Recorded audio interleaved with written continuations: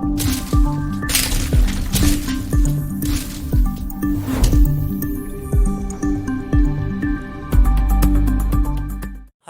Friends, तो आज के इस लेक्चर में हम बात करेंगे सेमीकंडक्टर्स एंड इलेक्ट्रॉनिक डिवाइसेस के बारे में। सेमीकंडक्टर्स यानी कि अर्धचालकों के बारे में बात करेंगे। आप लोगों ने सुना होगा कि चालक होते हैं और अचालक होते हैं। इसके साथ साथ एक और ठोस पदार्थ होता है जिसका नाम होता है अर्धचालक। तो क्या होता है अर्धचालक? अचालकों से, चालकों से किस प्रकार से ये भिन्न होता है और क्या क्या इसकी प्रॉपर्टीज़ होती हैं, कितने प्रकार के अर्धचालक हो सकते हैं, इन सब चीज़ों के बारे में डिटेल में डिस्कस करेंगे। उससे पहले अगर अभी तक आपने हमारे चैनल को सब्सक्राइब नहीं किया है तो प्लीज़ सब्सक्राइब करें, और साथ ही साथ अगर वीडियो पसंद आती है तो लाइक और अपने सभी दोस्तों को शेयर ज़रूर करें।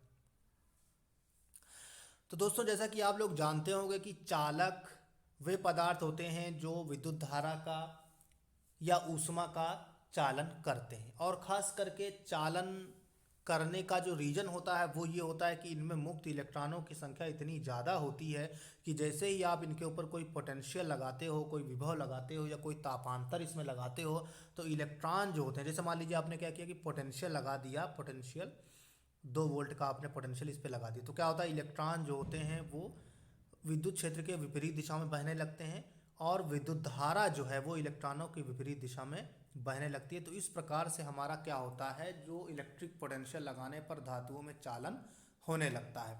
जबकि कुचालक, जैसे कुचालक वो पदार्थ होते हैं, कुचालक वे पदार्थ होते हैं जिनमें विद्युत एवं ऊष्मा का चालन नहीं होता है, तो उन्हें क्या कहते हैं, कुचालक कहते हैं। उसमें एक रीजन ये होता है कि उसमें जो भी इलेक्ट्रॉन होते हैं वो एटम्स के साथ में इतना टाइटली बाउंडेड होते हैं, इतना दृढ़तापूर्वक जुड़े रहते हैं कि कोई भी मुक्त इलेक्ट्रॉन जो है अवेलेबल ही नहीं होता है।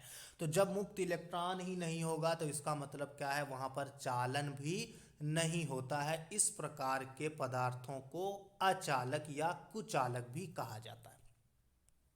इन दोनों चालकों और अचालकों, चालकों और अचालकों के बीच की एक कड़ी होती है, उसे कहा जाता है, उसे क्या कहा जाता है, अर्धचालक। क्या कहा जाता है, अर्धचालक कहा जाता है। और जैसा कि आप जानते हो कि ये चालन अच्छा करते हैं और ये चालन बिल्कुल नहीं करते हैं, तो इसका मतलब ये है कि इनमें जो भी चालन होगा वो चालकों से कम होगा और अचालकों से ज़्यादा होगा। तो आप अगर लिखना चाहो तो लिख सकते हो, अर्धचालक वे पदार्थ होते हैं जिनमें जो चालकता होती है, इनमें चालकता जो होती है जिसको हम सिग्मा से रिप्रेजेंट करते हैं, वो अगर सेमीकंडक्टर है मान लीजिए तो उसकी चालकता जो है वो मेटल की कंडक्टिविटी से कम होती है, जबकि इसकी चालकता जो है इंसुलेटर से ज़्यादा होती है।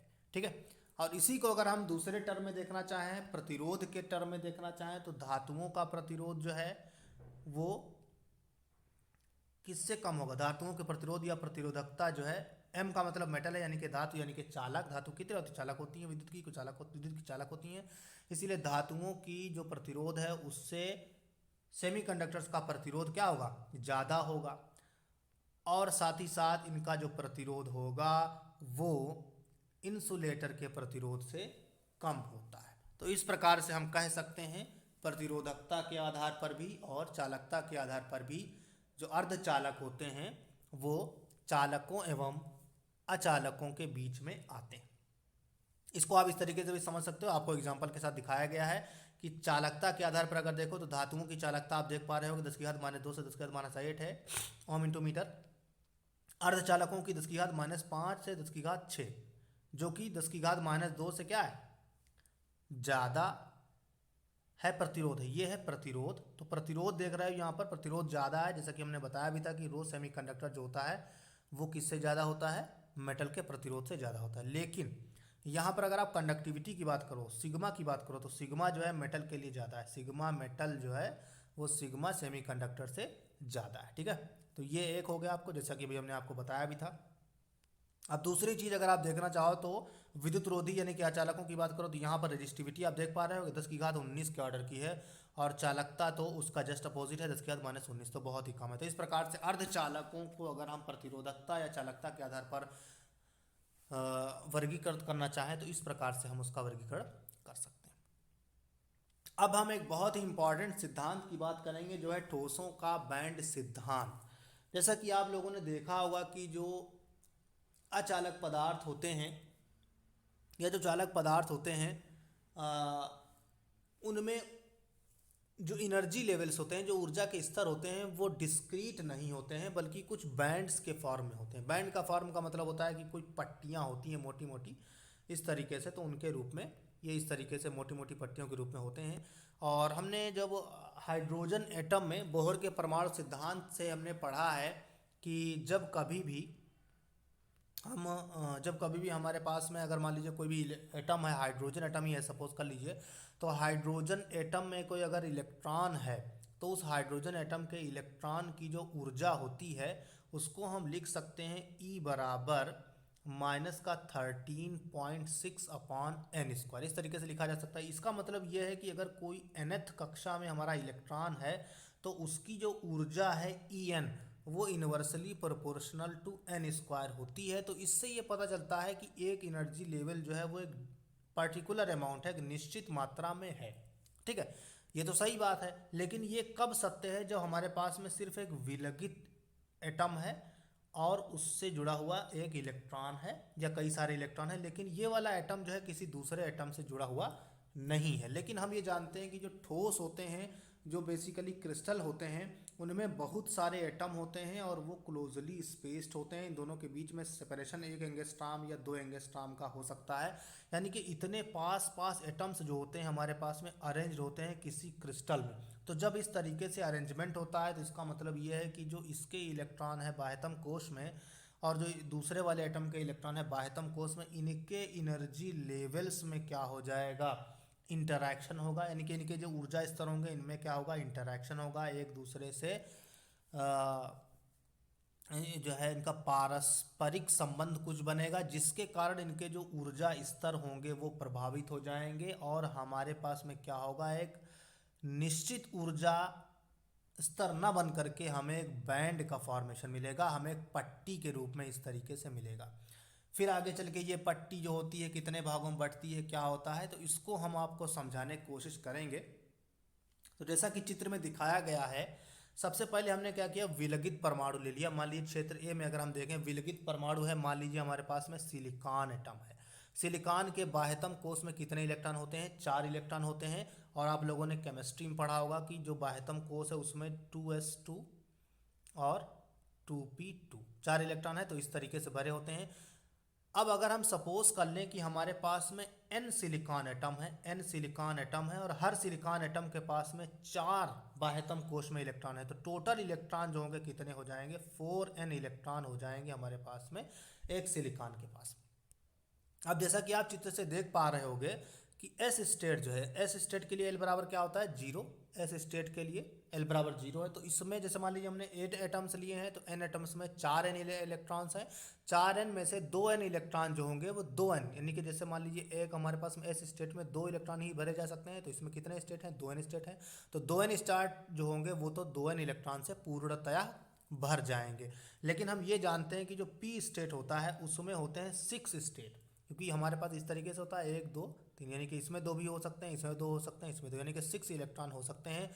तो इस प्रकार आप देख रहे होगे कि जो पी स्टेट है उसमें 6n स्टेट हैं, लेकिन हमारे पास में इलेक्ट्रॉन तो 2 ही हैं। तो इस प्रकार 2 जो स्टेट होंगे वो भरे होंगे, जबकि 4 जो होंगे वो रिक्त होंगे।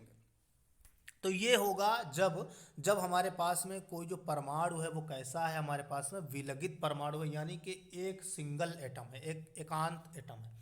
अब हम अगर सपोज कर लेते हैं कि एटम्स जो है उनको नज़दीक में लाया जाता है, जैसे मान लीजिए ये दूसरा एटम है, यहाँ पर एटम है, तो अब इन दोनों के बीच की जो दूरी है इसको अगर हम कम करें, तो कम करते हैं तो इस क्षेत्र बी में देखना है आपको। यहाँ तक तो कोई दिक्कत नहीं है। क्षेत्र ए में आप देख पा रहे हो कि विलगित है। अब जैसे ही क्षेत्र बी में आता है और इसको और नज़दीक लाते हो दूसरे एटम्स के, तो क्या होता है? ये जो एक एनर्जी लेवल था और ये जो दूसरा एस स्टेट था, एस और पी स्टेट दोनों जो होते हैं वो विभक्त हो जाते हैं, दो अलग अलग ऊर्जा के स्तरों में, दो ऊर्जा स्तर बन जाएंगे। जैसे हमारे पास में यहाँ पर कितने थे, दो ऊर्जा स्तर थे, एक ये और एक ये। अब यहाँ पर ये दो भागों में टूट जाएगा और ये भी क्या हो जाएगा, दो भागों में टूट जाएगा, यानी कि टोटल बन जाएंगे चार ऊर्जा स्तर। और इन दोनों ऊर्जा स्तरों के बीच में भी क्या हो जाएगा, एक ऊर्जा अंतराल हो जाएगा। तो इस बी स्टेट में आपके कुछ इलेक्ट्रॉन जो होंगे, जैसे 2n इलेक्ट्रॉन जो भरे हुए थे हमारे, वो यहाँ पर आ जाएंगे, और जो रिक्त रहेंगे वो हमारे ऊपर चले जाएंगे। इसी प्रकार से 2n स्टेट जो होंगे ये भी आपके दो इस तरीके से टूट जाएंगे। अब अगर हम फिर क्या करें, इनको और नज़दीक लाते हैं, तो क्षेत्र सी आप देख पा रहे हो कि एक ऐसा क्षेत्र है, यानी कि जब और एटम आ जाएंगे नज़दीक, तो इनके ऊर्जा स्तर में इस प्रकार से विभक्त हो जाते हैं, इस प्रकार से विभक्त हो जाते हैं कि पी स्टेट जो है उसका जो निम्नतम ऊर्जा स्तर है, पी स्टेट का निम्नतम ऊर्जा स्तर जो है वो एस स्टेट के उच्चतम ऊर्जा स्तर के भी क्या चला जाता है, नीचे चला जाता है। लेकिन आप लोग तो जैसे पढ़ते हो कि एस स्टेट की ऊर्जा जो होती है वो पी स्टेट की ऊर्जा से क्या होती है, कम हो जाती है। लेकिन यहाँ पर इस प्रकार की कुछ अन्योन्य क्रियाएं होती हैं जिसके कारण हमारा पी स्टेट जो है उसका जो लोवेस्ट एनर्जी लेवल है, जो निम्नतम ऊर्जा स्तर है, वो एस स्टेट के उच्चतम ऊर्जा स्तर से भी नीचे चला जाता है। और इस पर्टिकुलर पॉइंट के ऊपर, इस लाइन के ऊपर आप देख पा रहे होगे कि ये जितने भी ऊर्जा स्तर हैं इन सब की ऊर्जाएं क्या हो जाती हैं, समान हो जाती हैं। देख पा रहे होगे इस वाले बिंदु पर सबकी ऊर्जाएं समान है, और फिर जो है ये एक बिंदु पर आपके पास में क्या है, मिल रहे हैं, ये वाला बिंदु जो है मिल रहा है।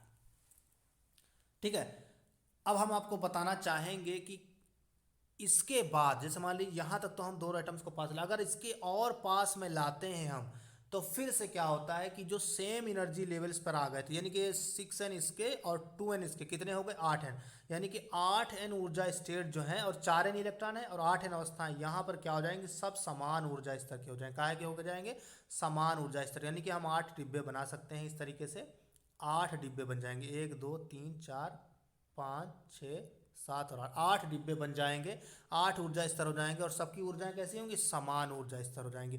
लेकिन उसके बाद अगर हम एटम्स को और क्लोज लाते हैं तो ये 8n जो होते हैं दो बराबर बराबर भागों में बढ़ जाएंगे, 4n स्टेट नीचे हो जाएंगे और 4n स्टेट ऊपर हो जाएंगे। और चूंकि हमें ये पता है कि 4n स्टेट जो हैं यहाँ पर नीचे हैं और 4n क्या है, ऊपर है, और हम जानते हैं कि सिलिकॉन के पास में कितने बाह्यतम कोश में इलेक्ट्रॉन है, 4n इलेक्ट्रॉन है, क्योंकि n सिलिकॉन है तो 4n इलेक्ट्रॉन होंगे। तो जो 4n इलेक्ट्रॉन है वो कैसा इलेक्ट्रॉन है, बाह्यतम कोश के इलेक्ट्रॉन है। बाह्यतम कोश के इलेक्ट्रॉन को हम क्या कहते हैं, संयोजी इलेक्ट्रॉन कहते हैं। इसलिए जो 4n इलेक्ट्रॉनिक स्टेट होंगे, जो नीचे वाले स्टेट होंगे वो पूर्णतया भरे होंगे, और जो ऊपर वाले स्टेट होंगे वो क्या होंगे, पूर्णतया रिक्त होंगे। इस प्रकार से हमारा जो एक क्रिस्टल है उसके जो ऊर्जा स्तर होते हैं वो दो ऊर्जा बैंडों में क्या होते हैं, विभक्त हो जाते हैं। और जो नीचे वाला बैंड होता है जिसमें संयोजी इलेक्ट्रॉन्स पाए जाते हैं उसे संयोजकता बैंड कहा जाता है, और जो ऊपर वाला बैंड होता है जिसमें कोई भी इलेक्ट्रॉन सामान्यता नहीं होता है 0 केल्विन पर, तो उस बैंड को क्या कहा जाता है, आपके पास में चालन बैंड कहा जाता है। और इन दोनों बैंडों के बीच में एक अंतराल होता है जिसे क्या कहा जाता है, ऊर्जा बैंड अंतराल कहा जाता है दोस्तों। तो ये था आपका ऊर्जा बैंड, ठोसों का ऊर्जा बैंड सिद्धांत। ये बहुत इंपॉर्टेंट है, एक बार और समझ लेते हैं। जैसा कि आप देख पा रहे होंगे कि चित्र में हमारे पास में सिलिकॉन है और आपके पास में क्या है, मान लीजिए सिलिकॉन है, उसके पास में कितने इलेक्ट्रॉन होते हैं, 4 इलेक्ट्रॉन होते हैं। अब 4 इलेक्ट्रॉन है तो 4 में से 2 जो होंगे एस स्टेट में भर जाएंगे, 2 कहाँ भर जाएंगे, पी स्टेट में भर जाएंगे। अब जैसे जैसे इनको दोनों को पास में लाओगे तो ये जो 6n स्टेट है और जो 2n स्टेट है ये दोनों क्या हो जाएंगे, विभक्त हो जाएंगे। इस बी वाले रीजन में आपका क्या हो जाएगा, 6n 2n, यानी कि टोटल आपके पास में है 4n और 2n में टूट जाएगा, और उसके बाद में ये 2n और 2n ये जो है nn 1 में टूट जाएगा। उसके बाद अगर और पास में लाते हो तो एक रीजन सी आता है जहाँ पर क्या होता है, ये सारे के सारे ऊर्जा स्तर जो होते हैं उनकी ऊर्जाएं हो जाती हैं समान। या इसको इस तरीके से भी समझ सकते हो कि जैसे मान लीजिए एक एस स्टेट है और एक पी स्टेट है, जब दोनों को समीप में लाया जा रहा है तो एस ऑर्बिटल और पी ऑर्बिटल, इन दोनों में इस रीजन सी में क्या हो जाता है, हाइब्रिडाइजेशन हो जाता है, एस और 3p। तो ये क्या कर लेंगे, sp3 हाइब्रिडाइजेशन हो जाएगा, और sp3 हाइब्रिडाइजेशन के परिणाम स्वरूप 4 जो होते हैं ऊर्जा स्तर बनते हैं हमारे पास में, जिनकी ऊर्जाएं क्या होती हैं, समान ऊर्जाएं होती हैं। कैसी ऊर्जा होती हैं, समान ऊर्जा होती हैं।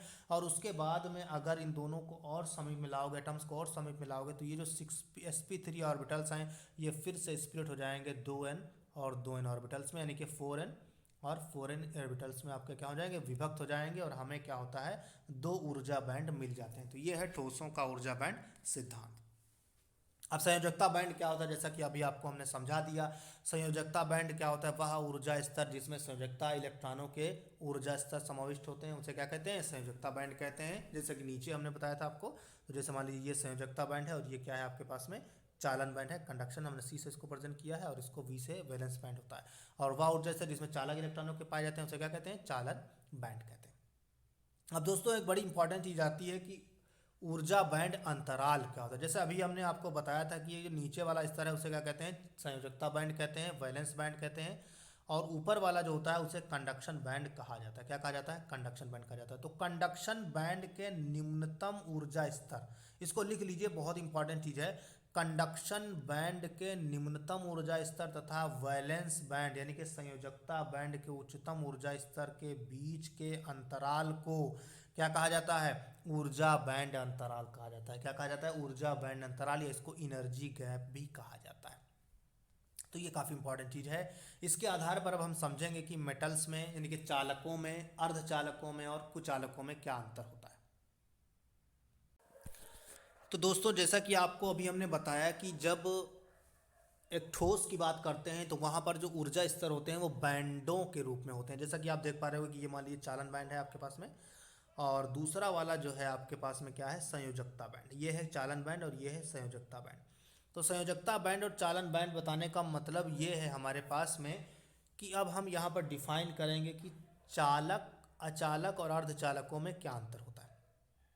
ठीक है, तो अब हमने जैसे बताया आपको कि जो अचालक पदार्थ होते हैं उनमें क्या होता है, चालन होता ही नहीं है। चालन होने का रीज़न ये हो सकता है कि उसमें जो संयोजकता बैंड है और जो चालन बैंड है वो इतनी ज़्यादा दूरी पर होते हैं कि इलेक्ट्रॉन जो संयोजकता बैंड में है, इनको यहाँ से यहाँ जाने के लिए इतनी अधिक ऊर्जा की आवश्यकता होती है जो हम क्या कर सकते हैं, सामान्यतया नहीं दे सकते हैं। इलेक्ट्रॉन इतनी टाइटली बाउंडेड होते हैं जिसके कारण इलेक्ट्रॉन जो होते हैं संयोजकता बैंड से चालन बैंड में जा ही नहीं पाते हैं, और जब तक चालन बैंड में कोई इलेक्ट्रॉन पहुंचेगा नहीं तब तक चालन नहीं होगा। तो इस प्रकार अचालक वे पदार्थ होते हैं जिनमें ऊर्जा बैंड अंतराल 3 इलेक्ट्रॉन वोल्ट या इससे ज़्यादा होता है, 3 इलेक्ट्रॉन वोल्ट से ज़्यादा होता है। दूसरा होता है चालक। चालक वे पदार्थ होते हैं जिनमें ऊर्जा बैंड अंतराल बिल्कुल क्या होता है, जीरो होता है। जीरो होने का मतलब यह है कि इलेक्ट्रॉन्स जितने संयोजी बैंड में होते हैं वो लगभग सारे के सारे चालन बैंड में उपस्थित होते हैं, और इस प्रकार से ये हाईली कंडक्टिंग यानी कि अधिकतम चालक वाले पदार्थ होते हैं। जबकि तीसरी जो जो हमारा जो मेन टॉपिक है हमारे पास में वो हमारा है अर्धचालक पदार्थ। अर्धचालकों में आप देख पा रहे होगे यहाँ पर ये जो आपका नीचे वाला बैंड है ये क्या है, वैलेंस बैंड, और ऊपर वाला कंडक्शन बैंड है। तो इस कंडक्शन बैंड और वैलेंस बैंड के लिए आपको ये देख देख रहे हो कि इन दोनों के बीच का जो गैप है वो 3 इलेक्ट्रॉन वोल्ट या इससे कम होगा। तो इस प्रकार के पदार्थों को क्या कहा जाएगा, अर्धचालक पदार्थ। तो ऊर्जा बैंड अंतराल के आधार पर वे पदार्थ जिनमें ऊर्जा बैंड अंतराल जीरो होता है चालक कहलाते हैं, वे जिनमें 3 इलेक्ट्रॉन वोल्ट से ज़्यादा होता है वो अचालक कहलाते हैं, और जिनमें 3 इलेक्ट्रॉन वोल्ट से कम होता है वे क्या कहलाते हैं, अर्धचालक कहलाते हैं। तो ये तो हो गया आपके पास में किस तरीके से हमें जो अर्धचालक हैं उनको क्लासिफाई करना है, उनको अलग अलग बांटना है। ठीक है, अब आगे हम बढ़ेंगे थोड़ा सा। अब हम यहाँ पर एक और बहुत इंपॉर्टेंट चीज़ की बात करने जा रहे हैं कि अर्धचालक जो होते हैं वो मुख्यतः होते कितने प्रकार के हैं। जैसे कि अभी आपको बताया गया कि अर्धचालक क्या होता है, अभी तक तो डेफिनेशन देखी, बैंड थ्योरी देख ली। अब यहाँ पर एक और बहुत इंपॉर्टेंट चीज़ देखने जा रहे हैं, वो है कि अर्धचालक कैसे हो सकते हैं। मतलब एक तो होता है सिलिकॉन, जर्मेनियम। क्या ऐसे भी अर्धचालक संभव हैं कि हम उनको डोपिंग करके या उसमें जो है अशुद्धि मिला करके दूसरा कुछ बनाया जा सकता है? तो हाँ दोस्तों, ये संभव है। हमारे पास में जैसा कि आप देख पा रहे होगे कि एक सिलिकॉन या जर्मेनियम का हमने कोई एटम ले लिया है इसमें। ये मान लीजिए हमारा सिलिकॉन या जर्मेनियम का कोई एटम, और जैसा कि आप जानते हो कि सिलिकॉन जो होता है उसके बाह्यतम कोश में 4 इलेक्ट्रॉन होते हैं। तो 4 इलेक्ट्रॉन होते हैं, और चूंकि इसकी संयोजकता भी कितनी होती है, 4 होती है। तो इसलिए मान लीजिए हमारे पास में कोई एक सिलिकॉन एटम है और इसमें कितनी 4 इलेक्ट्रॉन होंगे, 1 2 3 4, और इसके निकटवर्ती 4 एटम है, 1 2 3 4। तो इसके जितने भी इलेक्ट्रॉन होंगे, मान लीजिए ये वाला एक इलेक्ट्रॉन हो गया, ये वाला एक इलेक्ट्रॉन हो गया, ये वाला 4 इलेक्ट्रॉन है। तो चारों इलेक्ट्रॉन जो होते हैं निकटवर्ती चारों एटम्स के साथ में क्या होते हैं, दृढ़ता पूर्वक या संयोजी बांड बना करके बंधे होते हैं। सहसंयोजकता कोवेलेंट बॉन्ड से ये दृढ़ता पूर्वक क्या होते हैं, बंधे होते हैं।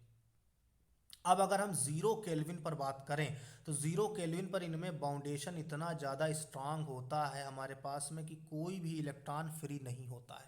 तो जब कोई इलेक्ट्रॉन फ्री नहीं होता है तो जिसकी वजह से हमारा जीरो केल्विन ताप पर जो अर्धचालक होते हैं वो कैसे बिहेव करते हैं, कुचालकों की तरह, यानी कि इसमें कोई कंडक्शन नहीं होता। जैसा कि आप देख पा रहे हो यहाँ पर अगर जीरो केल्विन पर है तो कोई भी इलेक्ट्रॉन चालन बैंड में नहीं है, जिसके कारण हमारा जो अर्धचालक है वो कैसे व्यवहार करता है, कुचालक की तरीके से या विद्युत रोधी पदार्थ की तरीके से व्यवहार करता है। लेकिन रूम टेम्परेचर पर, रूम टेम्परेचर का मतलब है मान लीजिए 25 केल्विन 25 डिग्री सेंटीग्रेड है, तो इसका मतलब है 298 डिग्री सेंटीग्रेड हमारे पास में 298 केल्विन है। तो इस ताप पर क्या हो जाता है हमारा, एक सपोज कर लीजिए कि एक सिलिकॉन एटम है, तो सिलिकॉन एटम्स में जो इलेक्ट्रॉन बंधे हुए हैं, जो इसका नियरेस्ट नेबर है उसके साथ संयोजी बांड बना करके बंधे हुए, तो ये एक संयोजी बांड टूट जाएगा, जिसकी वजह से एक इलेक्ट्रॉन जो होगा फ्री हो जाएगा।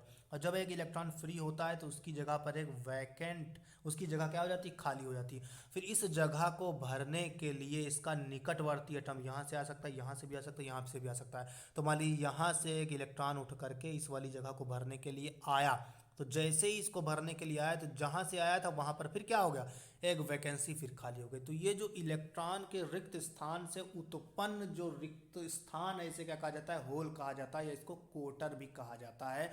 तो इस प्रकार से आप देख पा रहे होगे कि जैसे ही इलेक्ट्रॉन ऊष्मीय विक्षोभ के कारण कोई किसी कोवेलेंट बॉन्ड से निकलता है तो उसकी जगह को तुरंत भरने के लिए कोई एक होल जो है, कोई एक दूसरा इलेक्ट्रॉन आ जाता है और उसकी जगह पर फिर से एक होल उत्पन्न हो जाता है। फिर से इसको भरने के लिए कोई दूसरा इलेक्ट्रॉन आएगा, फिर यहाँ पर होल उत्पन्न हो जाएगा, फिर से इसको भरने के लिए यहाँ से आएगा तो यहाँ पर होल उत्पन्न हो जाएगा। इसका मतलब ये है कि अर्धचालकों में इलेक्ट्रॉन के साथ साथ होल दोनों गतिमान होते हैं, यानी कि इलेक्ट्रॉन और होल दोनों के कारण चालन होता है, ये भी आपको याद रखना। जबकि चालकों में हम देख रहे थे सिर्फ इलेक्ट्रॉन की वजह से ही चालन हो रहा था, लेकिन अर्धचालकों में इलेक्ट्रॉन भी होगा और होल भी होगा, दोनों की वजह से क्या होगा, चालन होता है। अब अगर रूम टेम्परेचर पर हम बात करेंगे तो यहाँ पर बहुत कम इलेक्ट्रॉन ही प्रेजेंट होते हैं, जिसकी वजह से सिलिकॉन और जर्मेनियम जो है प्योर स्टेट में यानी कि शुद्ध इस अवस्था में इनका कोई बहुत ज़्यादा उपयोग नहीं है, क्योंकि इनमें जो कंडक्टिविटी होती है यानी कि चालकता जो होती है बहुत कम होती है। अब हम इसको ये जैसे कि भी आपको बताया गया कि जीरो केल्विन पर आप देख पा रहे थे कि वहाँ पर क्या था, बिल्कुल चालन नहीं था, यानी कि इंसुलेटर की तरह बिहेव करते। लेकिन जैसे ही आपको टेम्परेचर बढ़ाया तो क्या होगा, कुछ इलेक्ट्रॉन जंप करके यहाँ पहुँच गए, जिसकी वजह से ये क्या होगा, चालन करने लग गया। तो ये अर्धचालक की प्रॉपर्टी होती है, ठीक है। अब हम यहाँ पर एक और नए टॉपिक की बात करने जा रहे हैं, एक्सट्रिंसिक सेमीकंडक्टर। एक्सट्रिंसिक यानी कि बाह्य अर्धचालक क्या होते हैं, बाह्य अर्धचालकों के क्या क्या किस तरीके से इनको बना, जैसा कि आप नाम से ही समझ पा रहे होगे बाह्य अर्धचालक।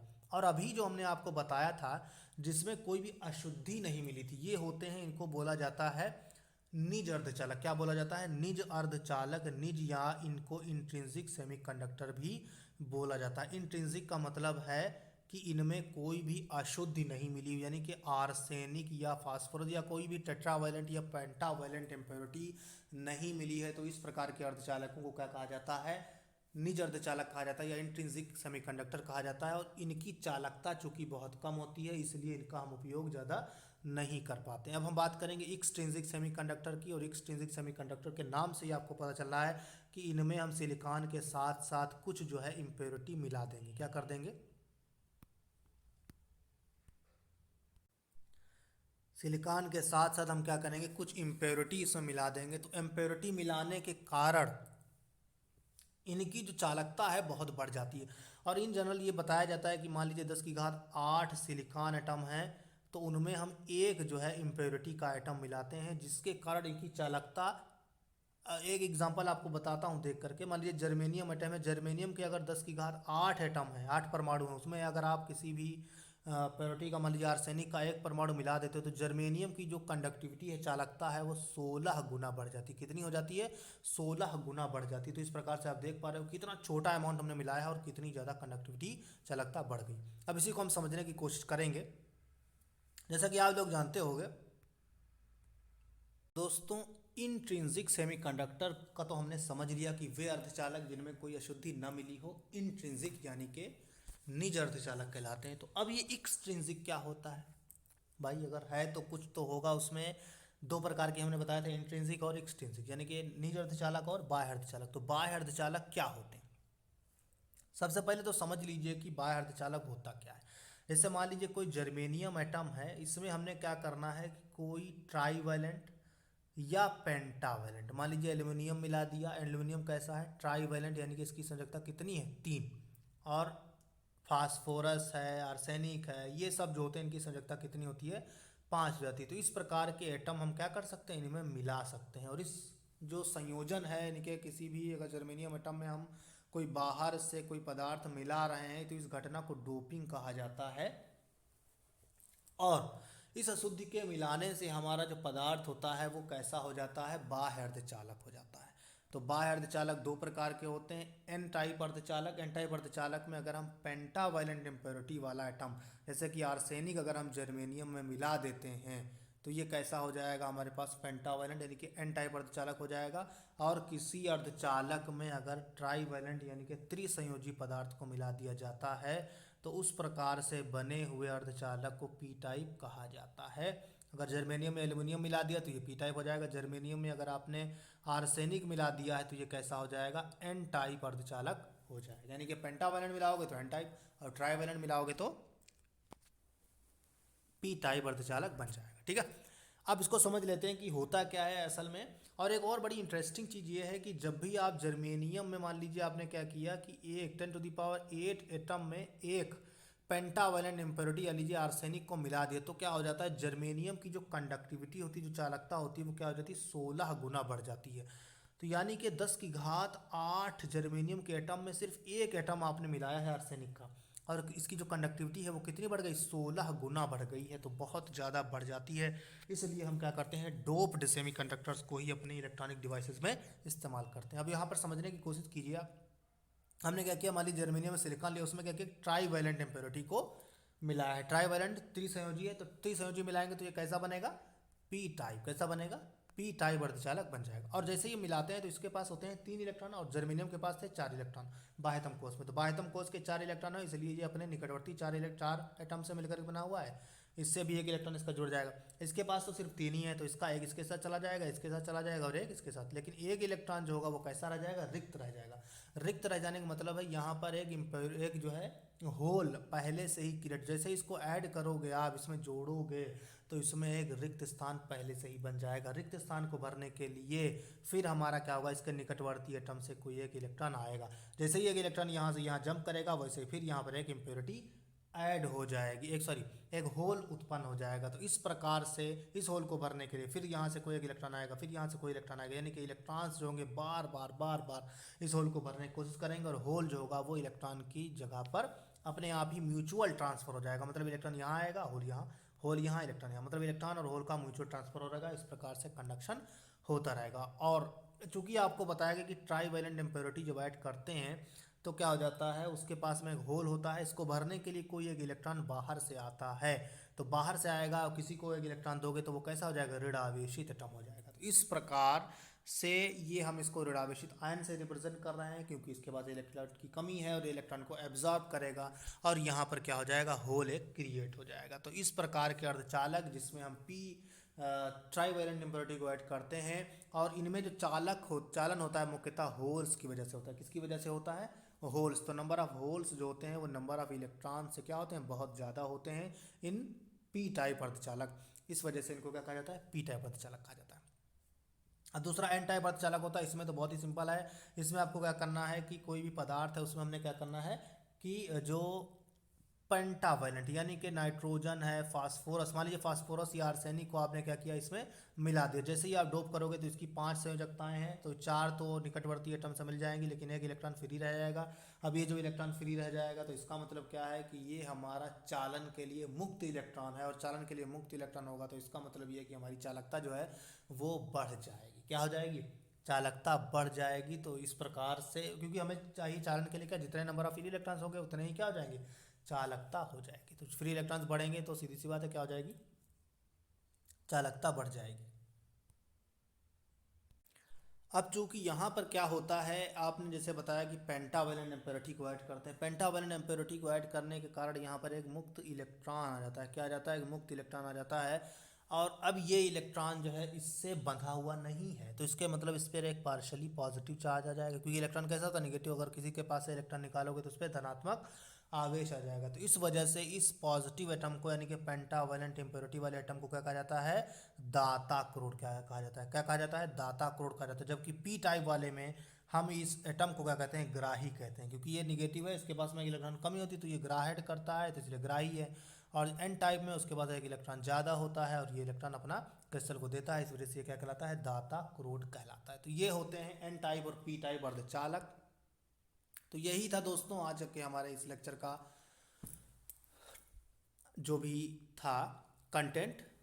तो आशा करता हूँ आपको ये वीडियो पसंद आया होगा। अगर आपको वीडियो पसंद आता है तो प्लीज़ लाइक और शेयर ज़रूर करें। And thanks for watching.